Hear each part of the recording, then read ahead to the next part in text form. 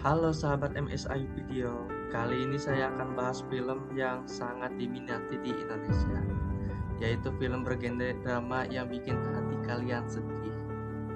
Karena banyak banget film yang bagus-bagus, maka Mimin akan rekomendasikan 5 film bergenre drama Indonesia terbaik di tahun 2022. Gak pakai lama lagi, mari kita eksekusi sinopsis. Mak, Abah udah punya pekerjaan lagi. Nomor 1, Keluarga Cemara 2. Kita bisa bertahan sampai sekarang aja. Ma udah bersyukur. Anterin Ais pulang nggak? Film ini melanjutkan film Keluarga Cemara yang rilis tahun 2018 lalu. Film adaptasi novel karya Arswendo Atmowiloto ini kembali melanjutkan sequel dengan Keluarga Cemara 2. Disusun cast di film Keluarga Cemara 2, namun berbeda sutradara dan penulis skenario yang menggarapnya. Sampai sekarang aja. Kisah Keluarga Cemara ini dengan fokus utamanya pada anak kedua keluarga ini, yaitu Ara. Keluarga Abah yang dibintangi oleh Ringo Agus dan emak Nirina Zubir menemukan kebahagiaan dari hidup di desa meskipun dengan keadaan yang sulit. Boleh anterin Ais pulang nggak? Ara, mulai besok pulang sendiri ya. Seperti layaknya seorang remaja di bangku SMA, Eis pun mulai jatuh cinta dan menginginkan privasi untuk dirinya. Eis ingin pisah kamar dari Ara, bahkan enggan untuk bermain dan menjemputnya lagi dari Kamu sekolah. tersesat ya?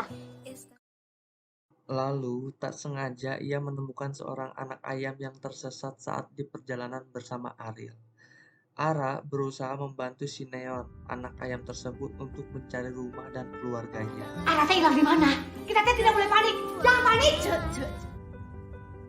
Ara dan Ariel berpetualang cukup jauh hanya untuk menyatukan Neon dengan keluarganya. Hal ini tentu membuat gempa dan mengkhawatirkan bagi keluarga Ara. Mereka takut terjadi sesuatu yang tidak diinginkan. Berbeda dari alur sebelumnya, lebih banyak berpetualang yang ditonjolkan dalam film ini. Lanjut ke film yang kedua, Ngeri-Ngeri Sedap. Jadi kau setuju si Domu kawin sama Sunda, si Gabe terus ngelawak nggak jelas kayak gitu? Film yang kedua ini disutradarai dan ditulis oleh Bene Dion Raja Guguk.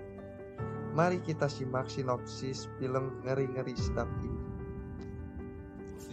Aku cuma rindu sama anak-anakku. Memangnya kau pikir kalau kita berantem macam gini bisa bikin anak-anakmu itu pulang?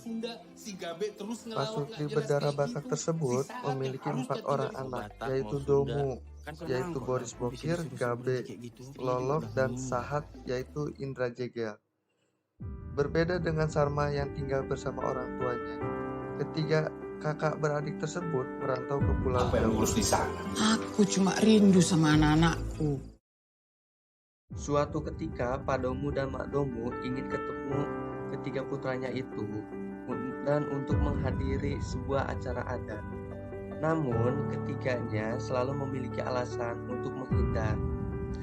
Saking rindunya, Pak Domu dan Mak Domu menyusun sebuah rencana yang berjudul Ngeri-Ngeri Sedap agar semuanya putranya itu pulang. Apa maksudmu?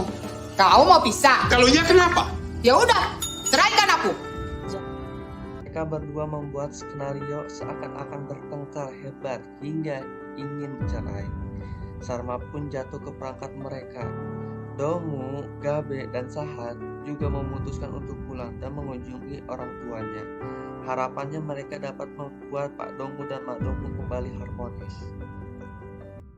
Lanjut film yang ketiga yang berjudul Kukira Kau Rumah, yang dibintangi oleh artis Indonesia Prilly Latuconsina. Gak ada yang minta pendapat lo sih, sorry. Tanpa lo minta gue boleh dong berpendapat, kecuali lo Orba. Film yang ketiga ini film yang mengisahkan tentang perempuan bernama Rizka Widya Atika yang dibintangi oleh Prilly Latuconsina yang mengalami gangguan bipolar. Saat di kampus, Rizka bertemu dengan seorang mahasiswa bernama Pram. Melihat sosoknya yang cantik dan baik, Pram pun menaruh perasaan kepada Niskala. Pram merupakan seorang pelayan kafe dan sering menyanyikan lagu dengan iringan gitar akustik. Saat ujian tiba di kampus, Pram menawarkan bantuan kepada Niskala, namun Niskala menolaknya. Niskala marah besar karena bagi Pram adalah sosok yang mampu membuatnya merasa tenang dan bahagia, bukan antidepresan yang selama ini ia konsumsi. Kamu akan ninggalin aku nggak? Aku ini milik kamu. Ya, nggak pakai mata, tapi pakai hati. 4. Pelangi Tanpa Warna yang dibintangi artis senior dan sangat ikonik di film Sidul. Sekarang tahun berapa? 2014. Film Pelangi Tanpa Warna menceritakan kehidupan keluarga bahagia yang harus menghadapi ujian besar karena sang istri mengidap penyakit Alzheimer. Pelangi Tanpa Warna mengisahkan kehidupan rumah tangga Fedi Baskoro dan Kirana Putri Kamu nggak apa-apa kan? yang begitu bahagia dengan rencana-rencana indah masa depan mereka. Kehidupan keluarga mereka yang indah dan bahagia mendadak hancur, berantakan dalam semalam saat Kirana divonis mengidap Alzheimer. Bunda. Keadaan ini membuat semua keluarga mereka dilanda kesedihan yang berkepanjangan.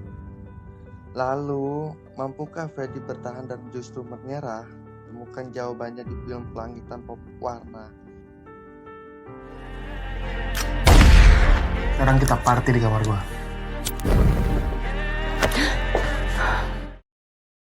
Nomor 5 ini film Jakarta versus Everybody. Sekilas bocoran sinopsisnya, yaitu film ini menceritakan tentang bagaimana sisi gelap kehidupan ibu kota Jakarta dari sudut pandang para perantau. Film ini menceritakan tentang sosok yang diberi nama Dom yang diperankan Jeffrey Nicole, seorang pria berusia 23 tahun yang memutuskan merantau ke Jakarta.